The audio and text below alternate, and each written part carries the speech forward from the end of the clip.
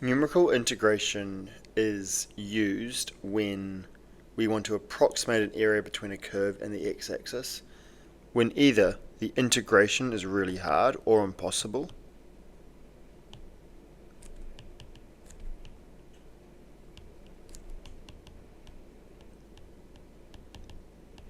an example of a function that's really hard to integrate might be x times sine x, because we haven't learnt how to integrate products unless they're in the form f dash x times the function of x, which in this case the function of x would be sine x, but f dash x, the derivative of sine x, isn't x. Or it might be integrating e to the power of x squared, because again, in order to end up with e to the power of x squared as your differentiation, you would have had to have started with e to the power of x squared, but when you differentiate that, you go to e to the power of x squared times by 2x, and so that function is missing the 2x part to it. Alternatively, you use numerical integration when instead of being given a function that's too hard, you're just given points which don't follow any curve, which means you can't integrate using the analytical methods that we've learnt because there's nothing to integrate. Now, when we defined integration as the area under the curve, we split it up into rectangles. So again, I'm going to split this shape up into segments.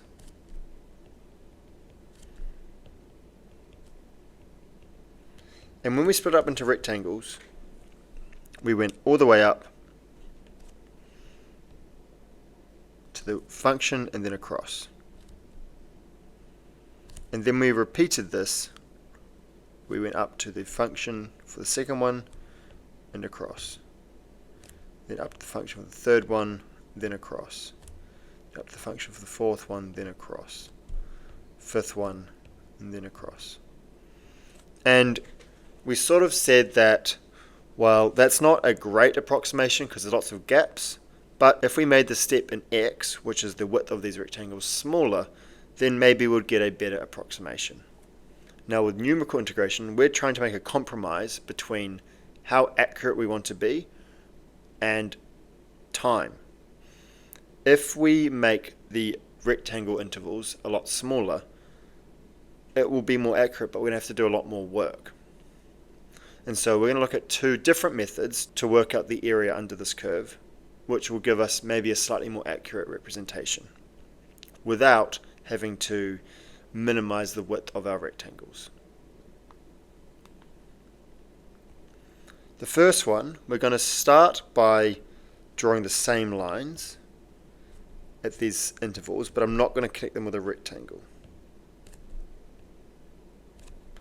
Instead, I think it would be slightly more accurate if instead of just going across, I just connected these lines at the top with a straight line. So I went across like this.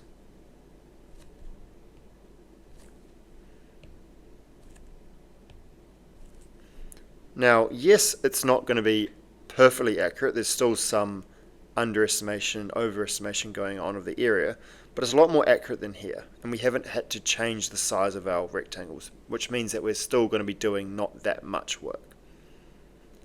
Now what we've formed here are 5 trapeziums. If we took one out and rotated it,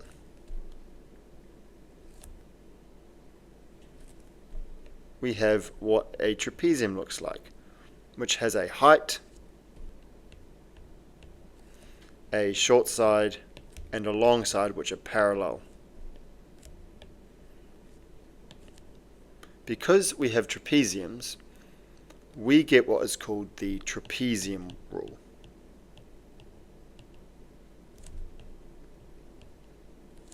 Because our trapeziums are rotated, the height of each trapezium is just going to be the length of the base,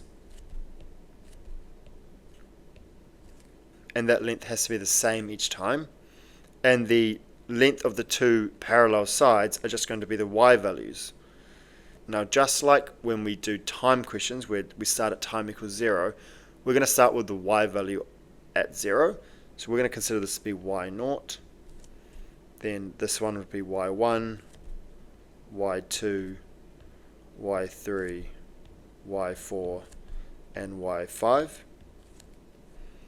And the proof of the trapezium rule will be at the end of this video. But the trapezium rule states that the integral between a and b of the function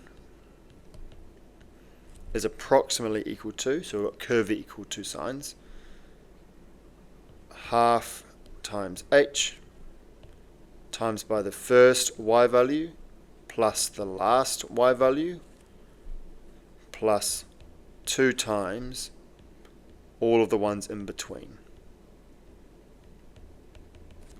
all the way to the second to last y value. Now in this case we've got the symbol n being used. N is the number of steps,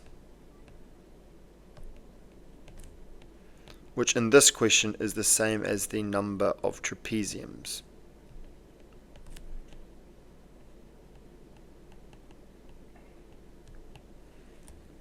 So how does it work? Well, say we had a question that says to use the trapezium rule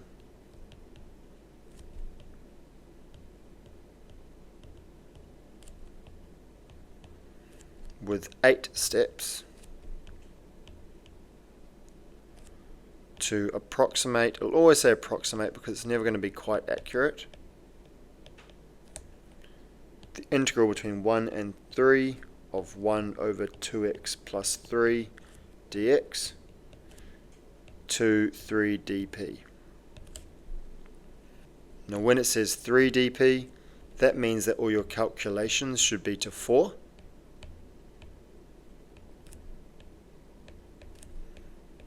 And then round at the end to 3. And that will just ensure you don't have any rounding errors.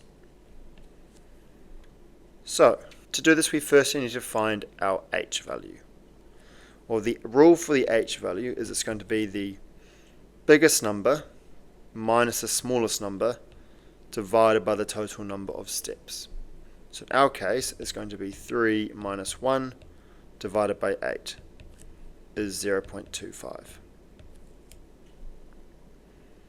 So we're going to create a table, x and y,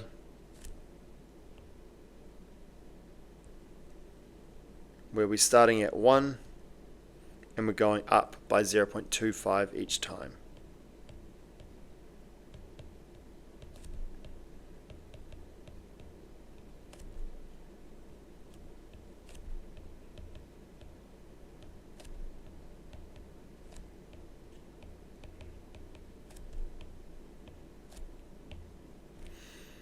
Once we have our x values, we can calculate our y values by just plugging them into the equation 1 over 2x plus 3.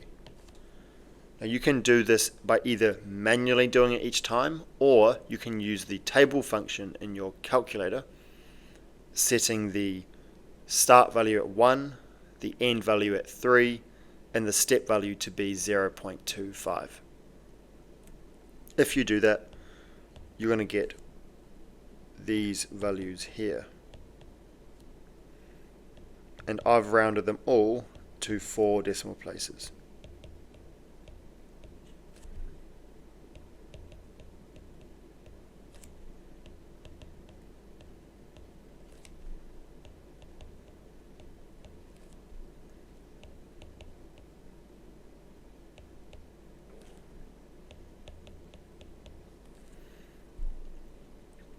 Now, a lot of times in NCEA, you're actually just going to be given a question that doesn't have an equation, and it will start at this table here.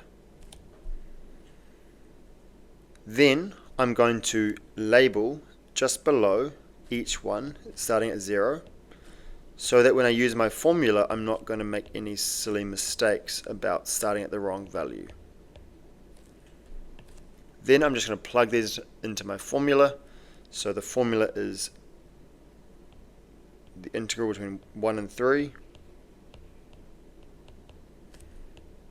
is approximately equal to h over 2, so that's 0.25 over 2, times the first plus the last value, 0.2 plus 0.1111, plus 2 times the rest.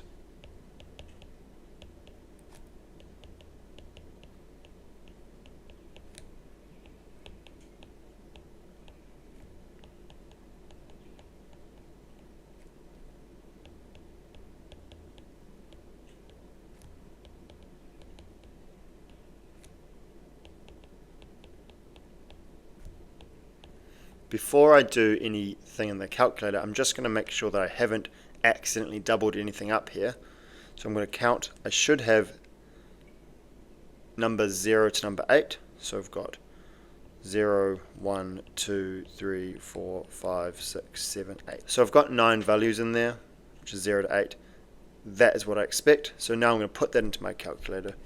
And when I do that, I get an integral that is approximately equal to 0.294 rounded to 3 decimal places. Instead of having one as a table or an equation, you could get a sort of more of a picture. And so you could be told that there is a lawn which looks sort of like this. And it's been split into 1.2 meter segments.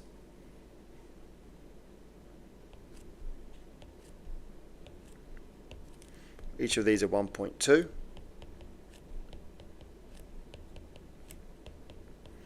And then you will be given all the heights at these sections.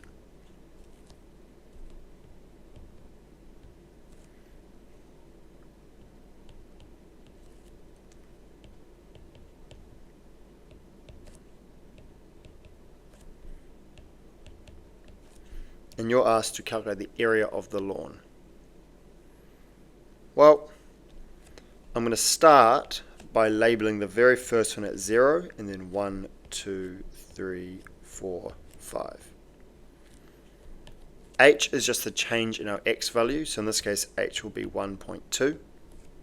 So then I can jump straight into my rule, which is the area is approximately equal to h over 2 times by the first one, 3.8, plus the last one, 3.5, plus 2 times the rest. 3.5 plus 3.7 plus 4 plus 3.8. That gives me an area of approximately 22.38 meters squared. Why might this be useful? Well, not all backyards are rectangular or have a nice shape, and if you wanted to maybe reseed or buy an amount of dirt for it, then you might want to know the area of your backyard to be able to do that for. The second rule, which again the proof for this will be at the end of this video, is one called the Simpson's rule.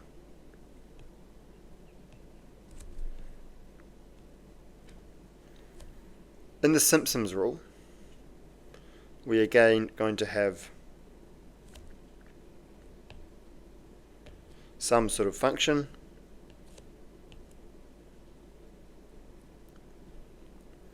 and say we want to find the area from here to here. So we split it up into parts just like we did before.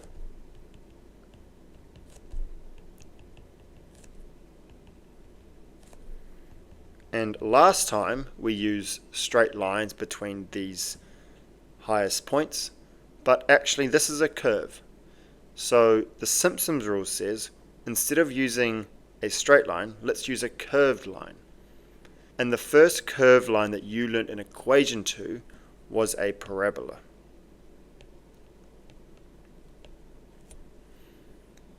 To model any parabola in the form ax squared plus bx plus c, you need 3 points. And so what the Simpson's rule does is it takes the first 3 points, 1, 2, 3, and it fits a parabola to them. Now that parabola may look like this between the points. Now outside of them it might come down a bit more, and it might go down like that, and it might not fit them very well, but that's okay because it only takes within the 3 points. Then from there, it'll take the point, the next point, and the next point there, and fit another parabola between them. Now maybe this one will look like that. Again, it's not going to be perfect. And then we'll fit another 3 points. 2, 3.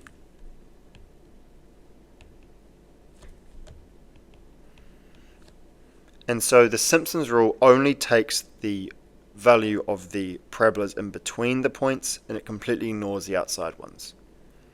Now, it's not going to be perfect, but it's probably a slightly better approximation than the trapezium rule because we're no longer using straight lines. Now, one key thing with the Simpson's rule is if there was one other step, and I'm going to put it in red here, then when it would try to fit a final parabola to the last points, it's going to go point 1, point 2, but it doesn't have a third point, which means it doesn't know if the point's going to be up there or if it's going to be down there, and so it won't be able to accurately represent the area of that section. What that means is, in the original case, there was 1, 2, 3, 4, 5, 6 of the shape, so that is 6 steps. N, a number of steps, must be even. If it's odd, then the Simpson's rule won't accurately work. The Simpson's rule looks fairly similar to the trapezium rule, and what it says is that the integral between a and b, the function, is approximately equal to h over 3 this time, instead of h over 2, times the first value plus the last y value. That's the same so far, but now instead of the trapezium rule which adds the rest together, it's going to split all the odd y values, so that is, if this is y0, y1, y2, y3, y4, y5, and y6, it splits all of the odd ones, so y1, y3, y5. It goes 4 times them. So that's going to be all the way to the second to last value. Because n is always even, the second to last value is always going to be odd. And it adds 2 times all of the even ones. That's y2 plus y4 all the way to the third to last value, or y of n minus 2. Practically, to apply this, it's going to be the same as the trapezium rule, where you are going to get your table of values, label them as 0 through the end, and then put them into the graph. An example, say we have an area of land that looks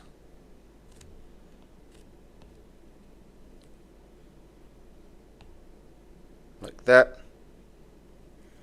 and it's split into 4 sections. Each are 3 meters apart, and the heights are 10, 13, 16, 15, and 14. And so I'm going to label this as 0, 1, 2, 3, and 4. Then we'll apply the trapezium rule. We have our h value is 3, that's the change in x. So we have 3 over 3 times by the first one, 10, plus the last one, 14, plus 4 times all of the odd ones, so that would be y1, 13, and y3, 15, plus 2 times the even ones, that's y2, 16, and the most common mistake is that people tend to add the last one here, but that last one's already been included at the start, so that is our only even valued point. That gives us an area of approximately 168 meters squared. Final example, we might be told that a runner's velocity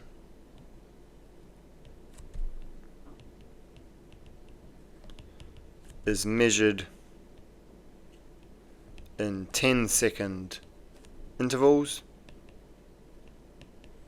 over 1 minute.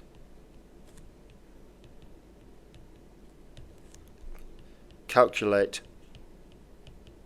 how far they ran. And then we'll be given the table of these velocities, t and velocity. When t is 0, they're not moving, 0. At 10 seconds, they're going at 2.5 meters per second. At 20 seconds, they're going at 3.8 meters per second. At 30 seconds, they're going at 4.2. At 40, they're going at 4.0. At 50, they're going at 3.6. And at 60, they're going at 3.2. Using the Simpson's rule, we're going to start by just labeling this as 0, 1, 2, 3, 4, 5, and 6. Okay, we have an even number of steps, so the Simpson's rule does work. We'll then apply it. H is 10 in this case, it's the change in our time values. So we get approximately 10 over 3 times by the first one plus the last one plus 4 times all the odds.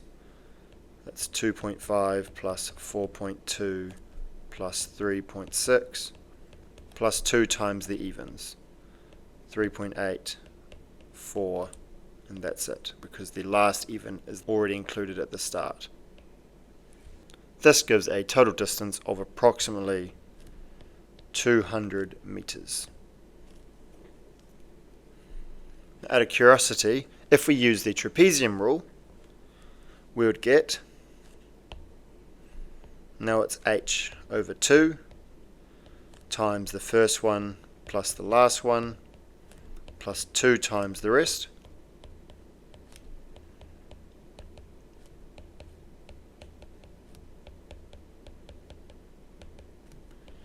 In this case, we're going to get approximately 197 meters.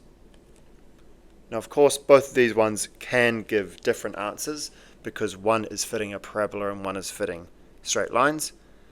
In this example, we're measuring the velocity every 10 seconds. That's quite a big gap. I would predict that if it was measured maybe every 5 seconds or even every 2 seconds, then the two rules would give more similar answers. Looking at proofs for the two rules, well, the trapezium rule, I'm going to again draw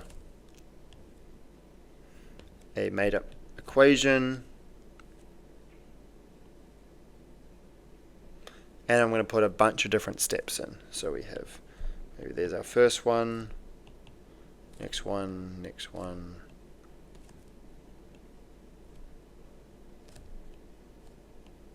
say there, and we connect them all with a straight line to make the trapeziums. And we're going to label the very first y value as y0, then y1, y2, y3, and this goes all the way until we have the last one and the second to last one. The height between them is all h.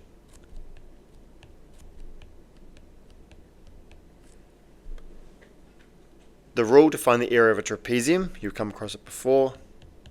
It's half h times a plus b, or any order of those three things. In the very first trapezium, so 1, well, the area of that one would be half times the height, which is h. A is y0 and b is y1. The second one would be half h and then y1 plus y2. And this will go on forever until we get to the end. That gives us an area that is approximately equal to half h y0 plus y1 plus half h y1 plus y2, and then the next one will be half h y2 plus y3, and that will keep going until we have the very last one, half h yn minus 1 plus yn. Now what you may notice is that each of these have a half h in front of them, so we can take that out. That leaves the y0 plus y1 plus y1 plus y2 plus y2 plus y3 plus all the way to until yn minus 1 plus yn. Now in these y values, every single y value is repeated except for the very first one and the very last one. Each other y value will share itself with its first trapezium and the second trapezium, which means we can rewrite this as the first one plus the last one. They're the only two not repeated, and then 2 times all the repeated ones, y1, y2, all the way to the second to last one, which gives us the trapezium rule. The Simpson's rule is a little bit more complicated to prove, but we'll start with the same idea. Of course, we need an even number of steps for this to work.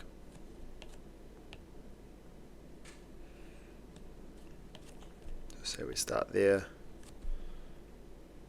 1 step, 2 steps, 3, 4, 5, let's do 6 steps here. And so we have y0, y1, y2, plus all the way to the end, yn and yn minus 1. And they're separated as h's.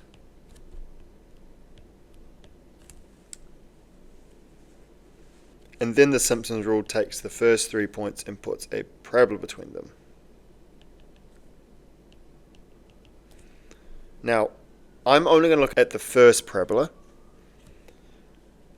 Then we're going to just extrapolate that for the next parabola and the next parabola after that.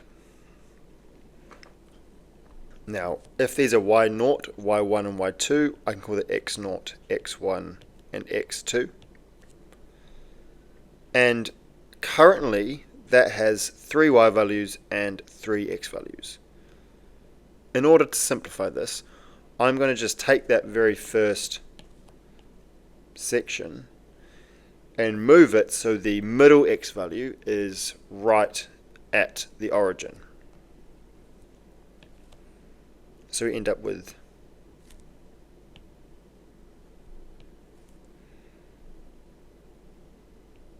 that value, and the middle one. So I've sort of got the same area, but now instead of having to deal with x0, x1 and x2, we just have that this is going up h, and that's going back h, and so this x value here will just be h, and this x value here will be negative h. We're going to define this orange parabola as just a px equals ax squared plus bx plus c.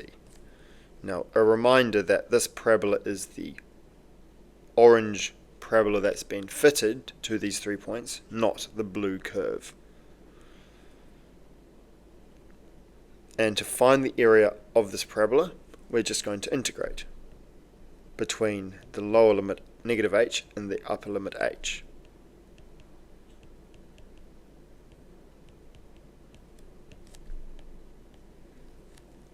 That gives us ax cubed over 3 plus bx squared over 2 plus cx between h and negative h, which gives us ah cubed over 3 plus bh squared over 2 plus ch minus negative h cubed is negative h all to the power 3 is negative h cubed, so that will be minus a h cubed over 3.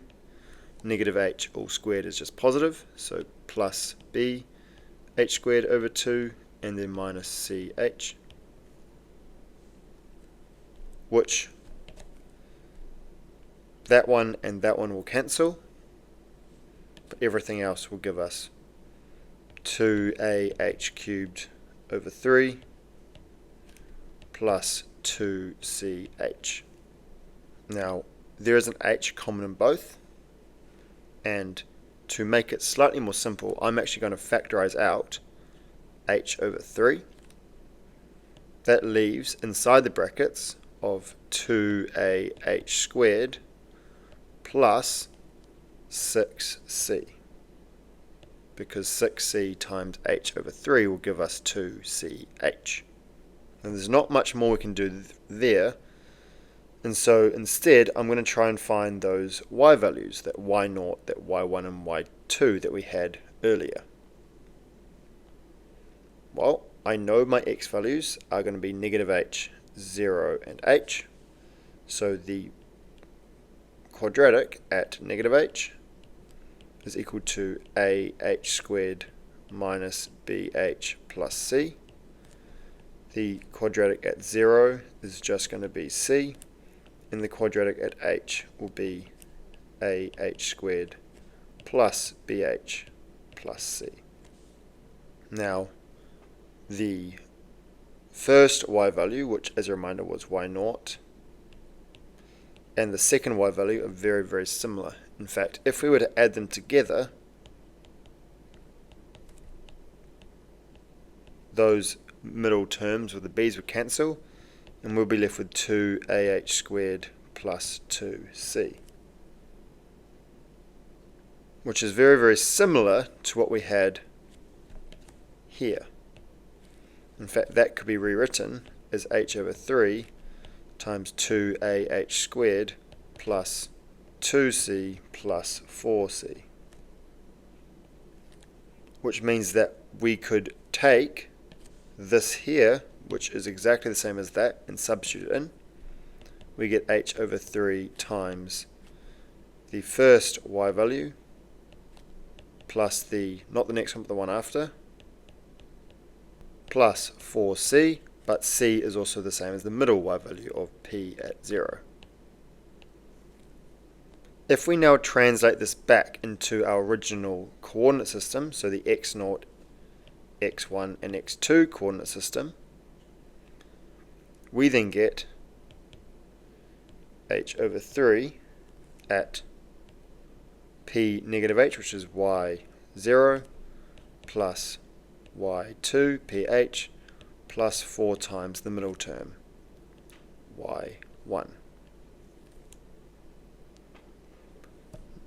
Now we're going to use that, and assuming that's the same for all the other sections, so that's the same for that section and there, for that section there, etc., etc., etc., the middle value will be times by 4, and the other two will be added together. So we get an approximation of h over 3 times that first one, y0 plus y2 plus 4y1, plus the next one, which starts at y2, then goes to y3 and y4, so plus y4 plus 4 times the middle one, plus the next one, so we'll start at y4, plus y6 plus 4 times the middle one, and that will keep going. Now we can factorize out the h over 3, and everything seems to be repeated except for the very first and very last one. So in our case, that gives y0 plus 4y1 plus y2 plus y2 plus 4y3 plus y4 plus y4 plus 4y5 plus y6. And that will keep going, which we can then factorize out. If we assume this goes on forever, all the way to yn, the very first one is not repeated, the very last one's not repeated. Then we have 4 times y1, y3, y5, they're all the odd numbered ones.